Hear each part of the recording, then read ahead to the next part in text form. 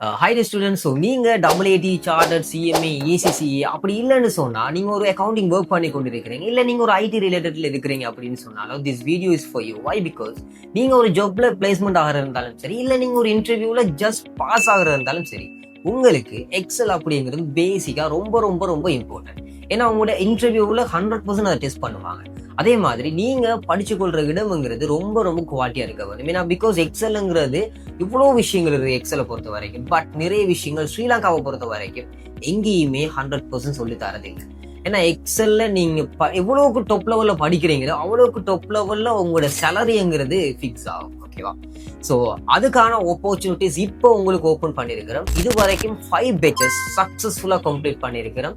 So இதோட pass out students ஸ்ரீலங்காவில் மட்டும் இல்லை, ஃபாரின்ல கூட நல்ல ஜாப்ல இருக்கிறாங்க வித் எக்ஸல்.